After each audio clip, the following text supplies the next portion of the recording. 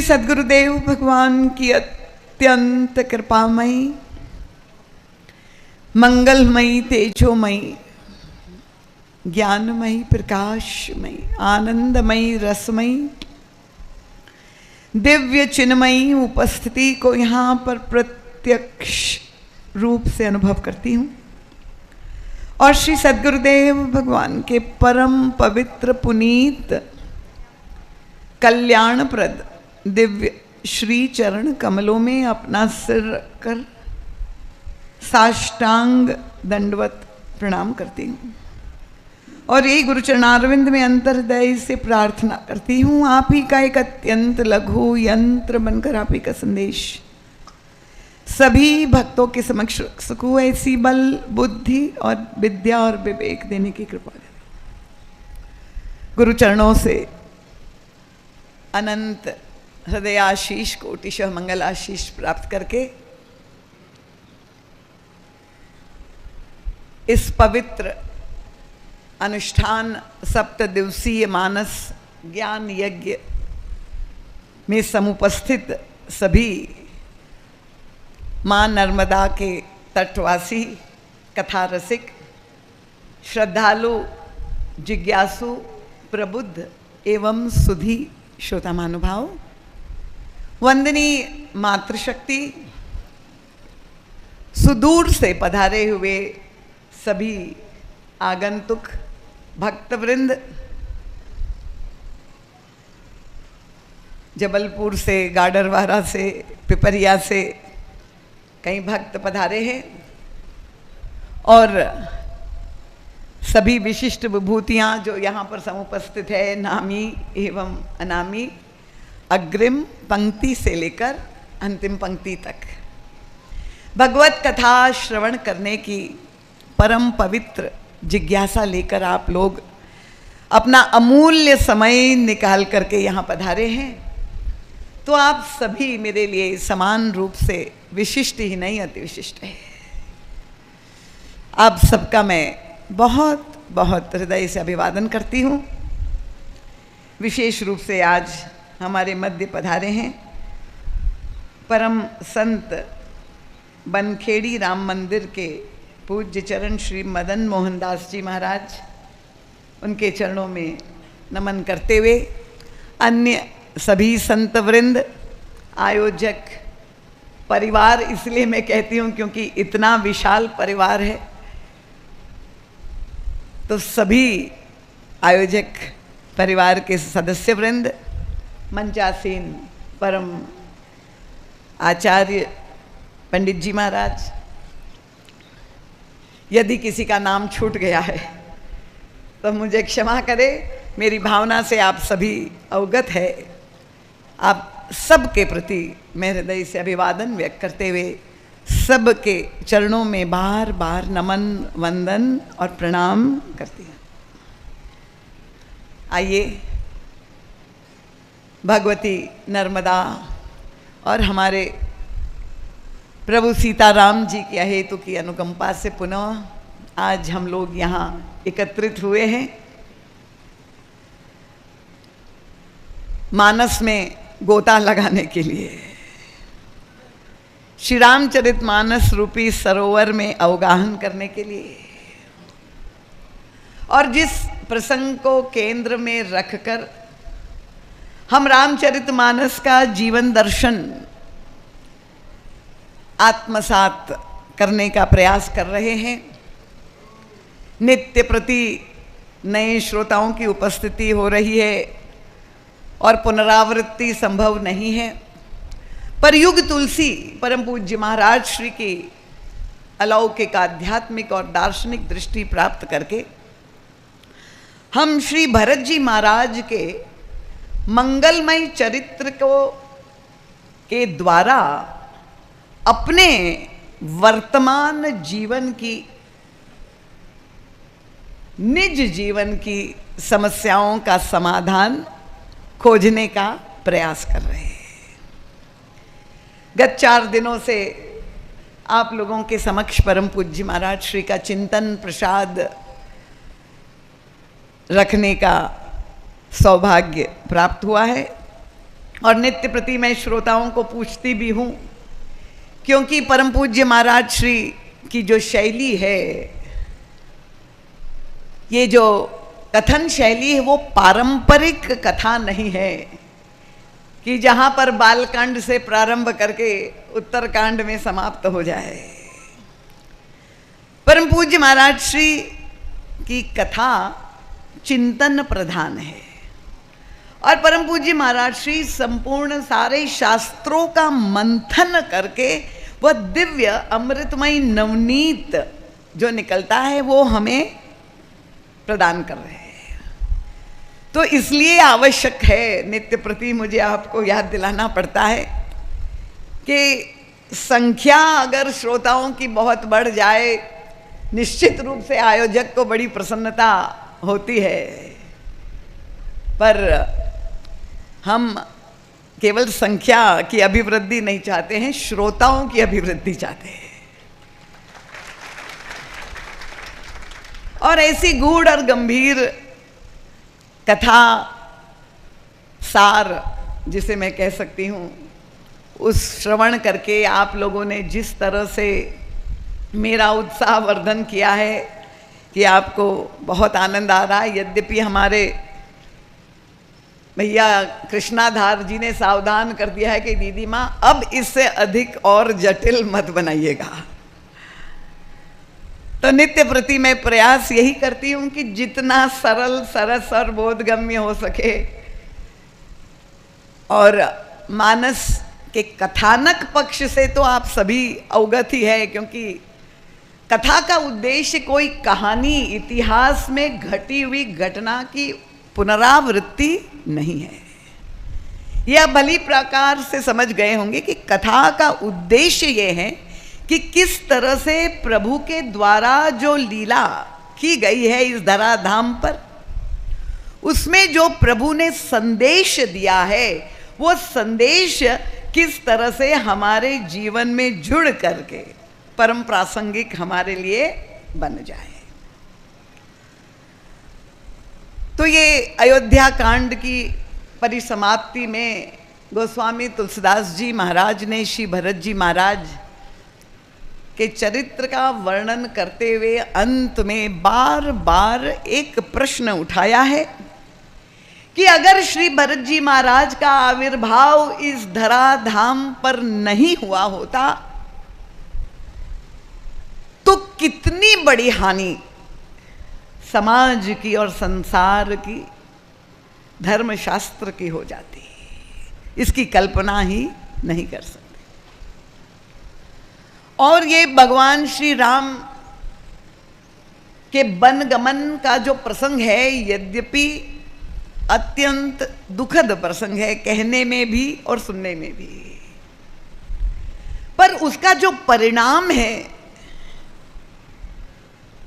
जो 14 वर्ष के बाद राम राज्य की स्थापना हो पाई, वो परिणाम परम सुखद और कल्याणकारी हो गया। और इस वनगमन का हेतु निमित्त प्रभु ने श्री भरत जी महाराज को बना दिया। और जब भी भरत जी को बनाते हैं प्रभु, तो परम पूज्य महाराज श्री कहते हैं ये प्रभु का भरत के प्रति अगाध विश्वास, उनके प्रति जो अपनत्व है, अभिन्नता का बोध है, प्रभु का जो प्रेम की पराकाष्ठा है भरत के प्रति, ये उसी का परिचायक है कि प्रभु ने भरत को निमित्त बनाया। और आप देखिए हमारे गोस्वामी तुलसीदास जी महाराज, यद्यपि उनके इष्ट तो कौन है, मुझे चैतन्य श्रोता चाहिए, मौन धारण करके नहीं, जब मैं पूछूं तब जवाब दीजिए, अन्यथा आप मुंह को बैठ करके श्रवण करें। गोस्वामी जी के इष्ट कौन है? भगवान श्री राम। बहुत अच्छा। तो यद्यपि गोस्वामी जी के इष्ट प्रभु श्री राम है, उनको अभीष्ट भी श्री राम के मंगलमय चरित्र का गुणानुवाद करना है, पर फिर भी परम पूज्य महाराज श्री को लगता है कि गोस्वामी जी का भरत जी के प्रति कुछ अधिक झुकाव है, कुछ अधिक पक्षपात है। ऐसा क्यों? परम पूज्य महाराज जी जब कोई बात कहते हैं तो वो तो पूरी तर्क संगत भी होती है और प्रमाण सहित होती है। गोस्वामी तुलसीदास जी को ऐसा लगता है कि जब महारानी कैकेयी की मति विकृत हुई और ये जो अनर्थ हुआ अयोध्या में, जब श्री राम को देश निकाला दिया गया, उस समय अयोध्या में भगवान श्री राम स्वयं उपस्थित थे। धर्म की सर्वोच्च सत्ता श्री गुरु वशिष्ठ के रूप में भी उस समय अयोध्या के राज दरबार में, राजमहल में उपस्थित। सारे मंत्रिमंडल थे, माताएं थी, सब कोई था।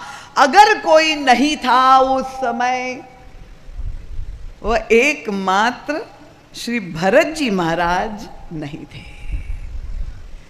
तो गोस्वामी तुलसीदास जी को लगता है कि अगर श्री भरत जी महाराज उस समय राजमहल में, अयोध्या में उपस्थित रहे होते तो निश्चित रूप से ये अनर्थकारी घटना नहीं घटित होती। और इसलिए देखिए, युग तुलसी परम पूज्य महाराज श्री की जो व्याख्या है, उनका जो ये सारा चिंतन जो हम लोग सब मिल करके उसका ग्रहण कर रहे हैं, वो अन्वेषण पूर्वक व्याख्या है, मौलिक व्याख्या है। परम पूज्य महाराज श्री का ध्यान गया कि गोस्वामी तुलसीदास जी ने जब रामचरितमानस की रचना की तो उनको लगा, देखिए मानस में कितने कांड है? 7 कांड है। बहुत अच्छा, देवियां भी चैतन्य है।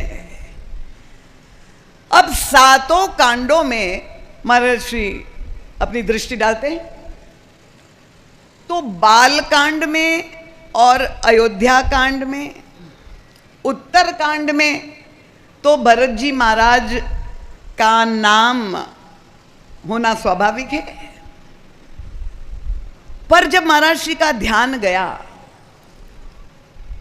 कहां पर? उनका अरण्य कांड में। अब अरण्य कांड की कथा तो आप जानते हैं। तो अरण्य कांड की कथा में श्री भरत जी महाराज के आने का कोई प्रश्न ही नहीं। फिर आप किष्किंधा कांड में चले जाइए। किष्किंधा कांड की जो कथा है, वहां बाली सुग्रीव कथा तो आप जानते ही है। बाली सुग्रीव तारा हनुमान जी जो है, वो सारे प्रसंग, वहां भी श्री भरत जी का उल्लेख कहीं भी आने का कोई आवश्यकता नहीं। अगर आप सुंदर कांड में चले जाइए तो सुंदर कांड में तो पूरा श्री हनुमान जी महाराज की लंका यात्रा है, हनुमान जी महाराज का दिव्य चरित्र है, वहां भी भरत जी महाराज की आवश्यकता नहीं। पर गोस्वामी तुलसीदास जी को लगता है कि अगर भरत जी महाराज प्रत्येक कांड में नहीं होंगे तब तो ये रामचरितमानस परिपूर्ण नहीं होगा। और इसलिए वो क्या करते हैं, देखिए उनकी शैली। बालकांड और अयोध्या कांड में तो भरत जी महाराज पधार गए, वहां तो चरित्र है ही है। पर जब वे अरण्य कांड का प्रारंभ करते हैं तो वहां लिखते हैं, पुर नर भरत चरित मैं गाई, मति अनुरूप। जो है गोस्वामी तुलसीदास जी ने कहा कि अयोध्या कांड समाप्त हो गया था, फलश्रुति लिख दी थी। पर अब जब वे प्रारंभ कर रहे अरण्य कांड तो पहली वहां पर जो है चर्चा जब श्री गणेश कर रहे हैं तो भरत जी महाराज को स्मरण करते हुए कहते, पुर नर चरित भरत मैं चरित भरत हम गाई, मति अनुरूप। कृपया शांति बनाए रखे। मति अनुरूप जो है अनूप सुहाई, अब ये क्या बात हुई, मैंने भरत जी महाराज के चरित्र का गायन किया, जैसी मेरी मति थी, जैसा मुझे समझ में आया ऐसे मैंने गायन किया।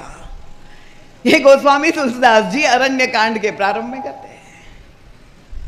तो उससे तो स्पष्ट लगता है कि किसी भी तरह से गोस्वामी जी की मंशा है कि भरत जी महाराज की हाजिरी होनी चाहिए। फिर आगे गए किष्किंधा कांड में। अब किष्किंधा कांड में तो भरत जी महाराज के आने की कोई संभावना ही नहीं थी, और गोस्वामी जी को लगा कि भरत जी के बिना तो अधूरा हो जाएगा ये कांड, और तब उनको अवसर मिल गया। कहाँ पर? जब सुग्रीव प्रभु की शरण में आए क्षमा याचना करने के लिए, उस अवसर पर भगवान श्री राम के मुख से हठात निकल गया, सुनि कृपाल बोले रघुराई, तुम मम प्रिय भरत जिमि भाई।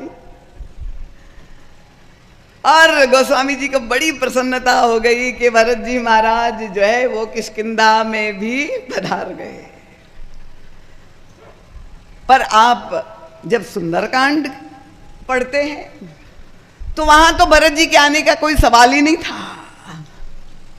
और गोस्वामी तुलसीदास जी तो अवसर की खोज में थे। और जब उन्होंने देखा कि श्री विभीषण जी महाराज प्रभु की शरणागति ग्रहण करने के लिए समुद्र तट पर आकाश मार्ग से चलकर जा रहे हैं, और जाते हुए प्रभु के चरणों का, श्री चरणों का चिंतन विभीषण जी करते हैं, और तब गोस्वामी तुलसीदास जी ने लिख दिया क्या? चौपाई आप लोग जानते हैं कि नहीं? बताइए, आप लोग मानस और सुंदरकांड तो सब पढ़ते हैं, जानते हैं कि नहीं? जिन पायन के पादुकनी भरत रहे मन लाए, ते पद आज बिलो की हो इन नैनन अब जाए। तो भरत जी महाराज की हाजिरी सुंदरकांड में भी हो गई। अब लंका कांड में तो आप जानते ही हैं कि भरत जी महाराज और श्री हनुमान जी महाराज के मिलन का प्रसंग आता है, जब वे औषधि लेकर के लौटते हैं अयोध्या के ऊपर से। और उत्तरकांड में भी तो बहुत सुंदर भरत जी महाराज के चरित्र का वर्णन गोस्वामी जी ने किया है। तो गोस्वामी तुलसीदास जी का जो पक्षपात है, उनको लगता है कि भरत जी के बिना श्री राम तो ईश्वर है ही, परम सत्य है, पर केवल राम से काम नहीं होगा जब तक भरत जी नहीं होंगे। और भरत जी कौन है? उनका भरत जी राम प्रेम मूरत तनुआई। केवल ईश्वर नहीं, जब तक हमारे हृदय में, हमारे जीवन में भगवान के प्रति प्रेम नहीं होगा, तब तक परिवर्तन हो ही नहीं सकता। हृदय परिवर्तन, मैंने कहा राम राज्य क्या है? बहुत सुंदर व्यवस्था का नाम राम राज्य नहीं है। राम राज्य एक क्रांति है, जहां व्यक्ति से लेके समाज में सबका सामूहिक हृदय परिवर्तन हुआ है। और ये परिवर्तन भगवान श्री राम जानते हैं कि मेरी रहते हुए ये मानसिक भूमिका जो अयोध्या वासियों की बनी हुई है, वह राम राज्य के अनुरूप नहीं है। और ये परिवर्तन लाने की क्षमता यदि किसी में है तो वो श्री भरत जी महाराज में है। तो ऐसा विलक्षण भरत जी महाराज के जो चरित्र में अलग विशेषताएं, अनंत विशेषताएं हैं, उस दिव्य चरित्र को गोस्वामी तुलसीदास जी कहते हैं कि मेरे लिए अपनी अल्पमति से समेट पाना संभव नहीं है। और हम लोगों को 7 दिनों में समेटना है, तो आप कल्पना कर लीजिए कितना कठिन है। पर कुछ सूत्र हम लोग अगर ग्रहण कर ले, और आप लोगों से मैं ये जरूर प्रार्थना करूंगी, क्योंकि मेरा तो ये पहला अवसर है आप लोगों के बीच में, अन्यत्र तो प्रतिवर्ष परम पूज्य महाराज श्री की परंपरा का निर्वहन करने का दायित्व है। तो आप लोगों से मैं यही प्रार्थना करूंगी कि कृपया इस ज्ञान यज्ञ का एक सुफल इस ठीकरी ग्राम में होना चाहिए कि प्रत्येक घर में रामचरितमानस इस पवित्र सदगुरु के रूप में स्थापित हो, क्योंकि गोस्वामी तुलसीदास जी ने कहा है कि मनुष्य के रूप में अगर आपको कोई सदगुरु ना मिला हो तो एक शाश्वत सदगुरु मैं आपको देता हूं। सदगुरु ज्ञान विराग जोग के, विबुध वैद भव भीम रोग के। देखिए, सिख धर्म में भी गुरु के रूप में ग्रंथ साहब की ही मान्यता है, उनकी सेवा की जाती है। पर ये सिख धर्म में ये चिंतन जो आया 10वें गुरु के बाद, गोस्वामी तुलसीदास जी ने इससे भी पूर्व 50 वर्ष पूर्व ये मानस में लिखा हुआ है कि रामचरितमानस एक समर्थ पूर्ण सदगुरु है और वो आपका मार्गदर्शन कर सकता है। तो इसीलिए मैं आप लोग सभी के चरणों में प्रार्थना करूंगी कि जिनके घर में नहीं है, मैं पूछूंगी नहीं किसके घर में नहीं है, पर प्रार्थना तो कर ही सकती हूं कि अगर नहीं है तो कृपा पूर्वक आप शीघ्रातिशीघ्र मानस की पोथी अपने घर में, अपने मंदिर में स्थापित ही ना करें, पर खाली फूल माला चंदन धूप दीप नहीं, नित्य प्रति खोल करके कम से कम एक दोहे का पाठ करने का संकल्प ले। ये तालियां बड़ी कमजोर है, इसका मतलब आप नहीं करेंगे। और अगर मानस का पाठ प्रत्येक व्यक्ति करेगा तो निश्चित रूप से, कल हमने कहा था, गोस्वामी तुलसीदास जी ने फलश्रुति में कहा है कि दुख के सारे कारण आपके जीवन में समाप्त हो जाएंगे भगवान श्री राम की कृपा से। तो गत कल जहाँ पर हम लोगों ने भगवान की कथा का विश्राम दिया था, वहाँ से प्रारंभ करें। अयोध्या के राज दरबार में धर्मगुरु वशिष्ठ ने सभा बुलाई और सभा को संबोधित करते हुए महाराज श्री दशरथ की भूरी भूरी प्रशंसा की और धर्मात्मा के रूप में ही केवल उनको जो है गुरु वशिष्ठ ने प्रमाणित नहीं किया, पर उन्होंने कहा, भरत, तुम्हारे पिता जितने बड़े धर्मात्मा थे उतने ही बड़े भक्त भी थे, और उन्होंने जिस परंपरा का पालन किया, तुम पुत्र के रूप में तुम्हारा भी यही दायित्व है कि तुम उनके पद चिन्हों पर चलो। और तुम्हारे पिताजी की आज्ञा थी कि तुम अयोध्या का राज पद स्वीकार करो। गुरु वशिष्ठ ने अपने तर्क देकर अपनी बात को पुष्ट करने का शास्त्रों से दृष्टांत देकर प्रयास किया और भरत को सावधान किया कि भरत, अनुचित उचित विचार तजी जे पाले पितुबैन, ते भाजन सुख सुयश के बसे अमरपुर। धर्म पालन के 3 फल शास्त्र ने बताए हैं। व्यक्ति को इस जीवन में कीर्ति और ऐश्वर्य मिलता है और मरणोपरांत उसकी ऊर्ध्व गति होती है। तो जब भरत जी महाराज को गुरु वशिष्ठ आज्ञा पालन धर्म के नाम पर आग्रह कर रहे हैं और भरत जी महाराज का हृदय उसको स्वीकार नहीं कर रहा है, वह भावनाएं उनकी मुखाकृति पर प्रकट हो रही है। और भरत जी के इस मनोभाव को माँ ने भाप लिया। कौशल्या अम्बा तब सामने आई और उन्होंने भी गुरुदेव की बात का समर्थन करते हुए दूसरी तरह से भरत जी को समझाने का प्रयास किया कि बेटा, मुझे समझ में आ रहा है, क्योंकि गुरु वशिष्ठ ने कहा था कि भरत, अगर तुम्हें अच्छा नहीं लग रहा है, तुम्हारे अंतःकरण में राज्य सत्ता के प्रति आकर्षण नहीं है, तो सौंपे राज राम के आए। बहुत ही सरल उपाय है, अगर तुम स्वीकार कर लोगे तो पिताजी की आज्ञा का पालन हो जाएगा और जब रामभद्र लौटेंगे तो उन्हें वापस सौंप देना, तो उसमें तुम्हारी प्रेम और भक्ति समर्पण वो भी, उसका भी निर्वहन हो जाएगा। और मां ने जब कहा भरत जी को कि गुरुदेव की आज्ञा तुम्हें अच्छी नहीं लग रही है, वो धर्म की आज्ञा है बेटा, गुरुदेव एक वैद्य के समान, क्योंकि जो कुरोग उपस्थित हुआ है, जो समस्या अयोध्या में उत्पन्न हुई है, उसका समाधान दे रहे हैं। वो कड़वी औषधि भी अगर कोई वैद्य देता है और अच्छी न लगने पर भी ग्रहण कर लेना चाहिए, क्योंकि उसका परिणाम कल्याणकारी होगा। ये कौशल्या अम्बा ने जोर दे के कहा।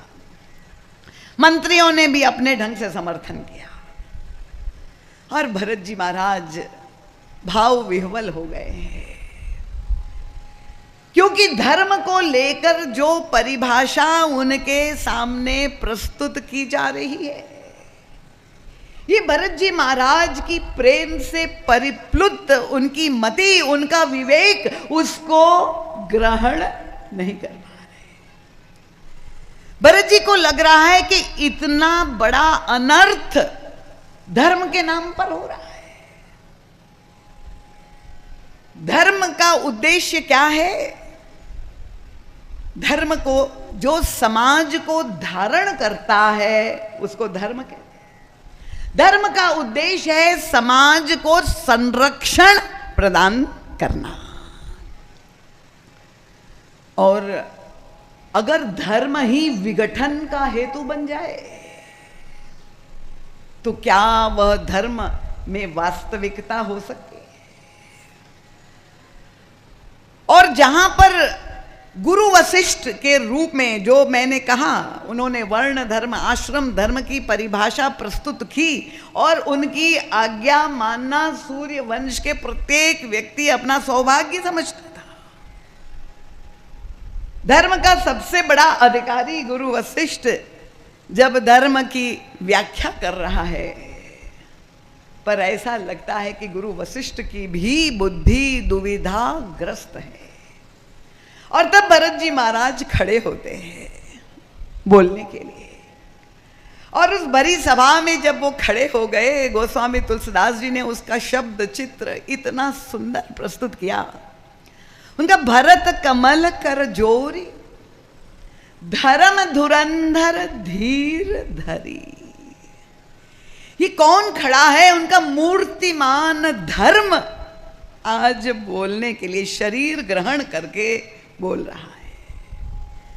बड़े धैर्य पूर्वक भरत जी महाराज जो बात कह गए, भरत जी की वाणी को समझना भी सरल नहीं, इसलिए गोस्वामी तुलसीदास जी ने वहां लिख दिया कि सुगम अगम, जो सुनने में अत्यंत सुगम लग रही है पर समझने में उतनी ही अगम है। श्रवण कर रहे तो लग रहा है इतनी मीठी है, इतनी मृदु बात है, पर उसमें जो संदेश है वो इतना कठोर है, इतनी चोट पहुंचाने वाला संदेश है। मृदु भाषा में भरत जी महाराज ने जो प्रश्न उठाया धर्म को लेकर उस अयोध्या की राजसभा में, हाथ जोड़ करके आंखों से प्रेमाश्रु गिर रहे हैं, भाव विह्वल है, मति व्याकुल है।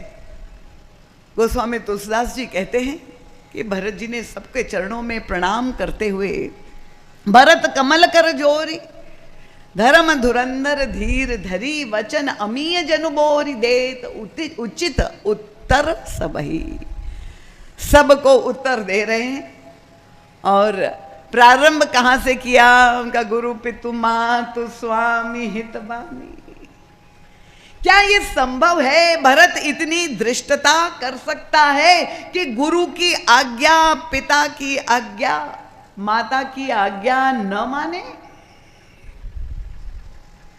क्या भरत में वो सामर्थ्य है कि वो धर्म का पालन न करे?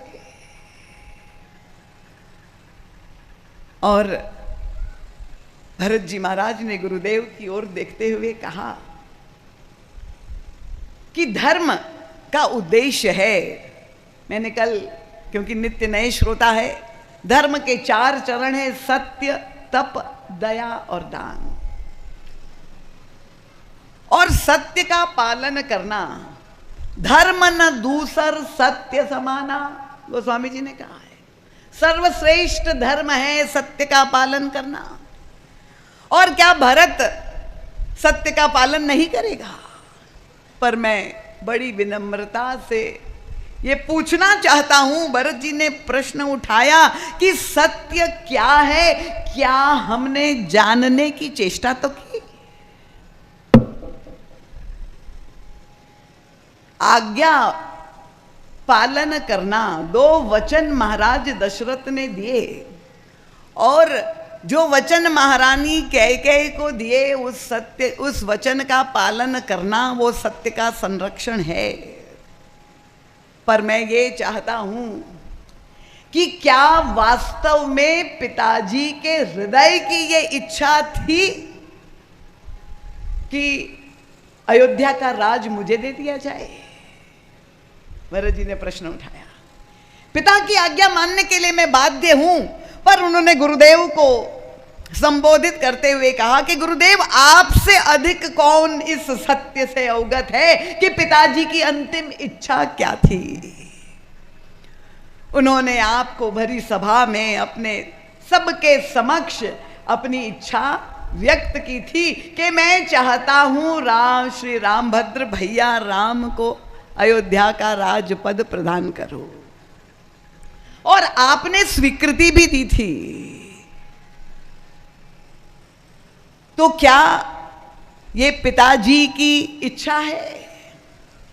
पिताजी तो चाहते भी नहीं थे कि ये जो अनर्थ हो रहा है वो मैं, अगर उनके हृदय में इच्छा होती कि भरत को राज मिल जाए तो वो अपने शरीर को सुरक्षित रखते, जब मैं लौट करके आता तो वो मेरा राज तिलक करते, तब तो मैं मानता।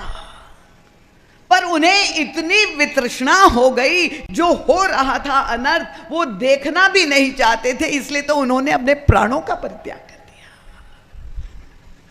महाराज दशरथ ये भी कह सकते हैं, ठीक है पिताजी की तो इच्छा यही थी कि राम को ही राज्य मिले, पर माता की आज्ञा मानना भी तो धर्म है पुत्र का। तो भरत जी महाराज ने बड़ी हाथ जोड़ करके पूछा, गुरुदेव आप तो जानते हैं कि मंत्रा ने जब ये समाचार महारानी कैकेयी को दिया तो वो तो इतनी प्रसन्न हो गई, वो निरंतर महाराज दशरथ को यही कहती थी कि मेरे पिता को दिया वचन भूल जाइए, राजपद का अधिकारी तो राम ही है और आप उन्हीं को राज्य दीजिए, वही सही पात्र है। और इसलिए प्रसन्न होकर उन्होंने तो पुरस्कृत भी किया मंत्रा को। तो ये मां की भी इच्छा नहीं थी। और तब इस आज्ञा के पीछे जब और गहराई में हम जा करके देख रहे हैं तो दिखाई दे रही है कि ये आज्ञा तो वो रुग्ण मानसिकता की कुटिल दासी की इच्छा है जो लोभ से आक्रांत हो गई थी। तो क्या लोभ की आज्ञा मानना धर्म है? क्या दासी की आज्ञा मानना धर्म है? गुरुदेव मैं आपसे पूछना चाहता हूं, माता पिता की आज्ञा मानना धर्म है, ना कि उस कुटिल दासी की आज्ञा मानना। और अगर मैं स्वीकार कर लेता हूं राजपद तो वो दुष्ट मंत्रा का ही संकल्प पूर्ण होगा। और फिर वे कहते हैं कि महाराज मुझे विश्वास है गुरुदेव आप ऐसा आदेश कभी दे ही नहीं सकते। जो समस्या अयोध्या में उपस्थित हुई है वहां भगवान श्री राम और सीता जी के वन चले जाने से क्या भरत के द्वारा राज्य स्वीकार करने से वो जो समस्या समाप्त हो जाएगी? उनका मैं समझ गया गुरुदेव ये आपका विवेक नहीं बोल रहा है। मां की ओर देखा भरत जी ने। अब देखिए मां ने तो बड़े प्रेम से कहा था, बेटा गुरुदेव की आज्ञा को दवाई समझ के, औषधि समझ करके, कड़वी औषधि समझ करके, तुम्हें नहीं अच्छा लग रहा है ये धर्म की आज्ञा के राज्य पद मिले, पर तुम स्वीकार कर लो। तो भरत जी ने बड़ी विनम्रता से माँ से पूछा, माँ आप कह रहे हैं कि गुरुदेव की आज्ञा औषधि है, पर हम लोग देख ले कि यह औषधि किस किसने खाई और उसका क्या परिणाम हुआ। तो भरत जी ने कहा पिताश्री ने खाई, आज्ञा मानी, महाराज दशरथ ने वह औषधि का पान किया और क्या परिणाम आया, उनका पितु सुरपुर, स्वस्थ होने की बात नहीं, उनके तो प्राण ही चले गए। इस धर्म की आज्ञा को किसने माना, उनका श्री रामभद्र ने माना, उसका क्या फल हुआ, उनका सिया राम बन। इस औषधि को खाकर जहां महाराज दशरथ की मृत्यु हो गई, भैया रामभद्र बन चले गए, उसी औषधि को आप मुझे दे रहे हैं। पितु सुरपुर सिय राम बन कहन करेऊ मोहिराज, यही ते जाने मोर हित कैयापन बड़काज। भरत जी ने कहा माता, औषधि रोग की नहीं होती है, रोगी को देख कर दी जाती है। और आप लोग जब ये कह रहे हैं, मैं समझ नहीं पा रहा हूं कि ये अनर्थ जो हो रहा है, धर्म की आज्ञा दे करके धर्म पालन करने से फल क्या होना चाहिए कि जो व्यक्ति धर्म मार्ग पर चल रहा है और अगर उसके धर्म में वास्तविकता है तो उस धर्म के द्वारा उसको ईश्वर की प्राप्ति होती है। ये धर्म के द्वारा, ये कैसा धर्म है जिससे ईश्वर जीवन से दूर चला गया। और इसलिए भरत जी ने कहा कि मैं ये समझ गया हूं माता कि आपका दोष नहीं है, आप लोग मुझे देख करके ये मेरे प्रति करुणा के कारण, और साथ में शब्द बड़ा कठोर प्रयोग किया, तुम चाहो सुख मोह बस। गुरुदेव की विवेक ये देख ना पाए कि इतना बड़ा अनर्थ धर्म के नाम पर हो रहा है, इतना बड़ा छल सत्य पालन के नाम पे हो रहा है। भरत जी ने प्रश्न उठाया, क्या महारानी कैकेयी को दिया हुआ वचन का पालन करना सत्य है, तो गुरुदेव को सारी अयोध्या की प्रजा और मंत्रियों के सामने भी तो पिताश्री ने वचन दिया था कि कल राम का राज्याभिषेक होगा, तो क्या उस वचन को पालन करना धर्म नहीं था। पर मैं समझ गया कि आपकी बुद्धि मोह के वशीभूत हो गई है, और उनका ये किस मोह के कारण, उनका तुम चाहो सुख मोह वश। मुझको देख करके कि भरत इतना दीन है बेचारा, इतना दरिद्र है, और इसीलिए आप मुझको देखकर मुझ पर करुणा करके मुझे सुख देने के लिए ये आप मुझे अयोध्या का राजपद दे रहे हैं। भरत जी ने कहा, मैं आप सबसे बता रहा हूं कि मैं दीन नहीं हूं, मेरी जो दीनता है वो दारुण दीन हूं। भरत जी ने कहा, आपका कोई दोष नहीं है। भरत जी ने कभी महारानी कैकेयी को भी दोषी नहीं माना। एक महारानी कैकेयी को क्या मिला, उन्होंने ये जो सारा अनर्थ किया उसे उनका क्या लाभ हुआ, उनका वो कुछ ना उनको लेने आया ना देने आया, क्योंकि अपने लिए उसने क्या लिया, उनका लीन विधवपन अपजस आपू, अपना सुहाग खो बैठी। पता नहीं उन्होंने भी कितने करवा चौथ के व्रत किए थे। आज ये पुनीत पर्व है, उनका लीन विधवपन व्रत करने मात्र से नहीं होगा, हमें समझना होगा हमारा पातिव्रत धर्म का पालन। महारानी कैकेयी इतनी बदल गई, इतनी कठोर हो गई, कुसंग से प्रभावित हो गई, ये प्रवृत्ति मार्ग की जो समस्याएं हैं उसको समझना होगा। अगर आप व्रत करते हैं तो करते रहिए, पर इससे बड़ा व्रत मैं आप सबसे कहूं, आकाश में चंद्रमा का दर्शन करके आप व्रत में पारण करें, इससे वो तो साल में एक ही दिन करेंगे, पर नित्य प्रति अगर रामचंद्र का दर्शन करेंगे तो मैं आपको दावे से कह रही हूं कि आपका सुहाग अमर होगा। मानस का पाठ करके रामचंद्र के गुणानुवाद। तो भरत जी ने कहा महारानी कैकेयी को ना लेना आया ना देना आया, क्यों? उनका लीन विधवपन अपजस आपू, अपने लिए अपकीर्ति। अब कोई अपनी कन्या का नाम, यहां है कोई ठीकरी ग्राम में, बाहर से भी जबलपुर से भी लोग आए, बताइए। हमारे मैं राजीव भैया का भी देख रही हूं, पिपरिया से भी आए है कोई वहां पर? एक्सक्लूसिव नेम रखना चाहते हैं हम लोग। जब भी कोई आते हैं मेरे पास, बालक का जन्म हुआ, माँ हमें रोज सत्संग में ये परिवार, पटेल परिवार से क्या, जितने इतने सुंदर सुंदर नाम परिवार के सभी सदस्यों के, उनका सब परम पूज्य महाराज श्री के द्वारा ही नामकरण संस्कार हुआ है। व्यक्ति चाहता है कि मेरा नाम ऐसा हो अद्वितीय जो दूसरे का ना हो, पर कोई कैकेयी रखेगा क्या? उनका लीन विधाउपन अपजस आपू, उनका नहीं, पर प्रजा को तो कह दीनेऊ प्रजही शोक संतापो, पूरे अयोध्या को शोक और संताप दिया। अब भरत जी ये कह रहे हैं कि महारानी कैकेयी ने मुझे 9 महीने गर्भ में पाला,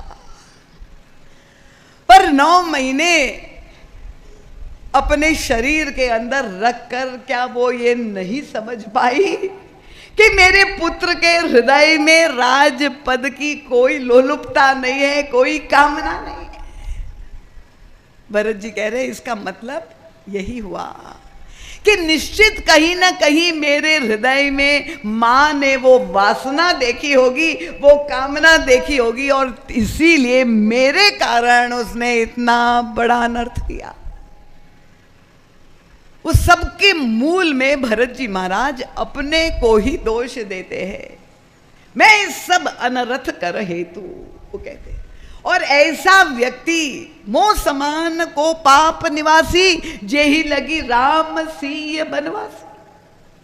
ऐसे व्यक्ति को आप अयोध्या का राजपद दे रहे हैं। श्री राम किंकर प्रभु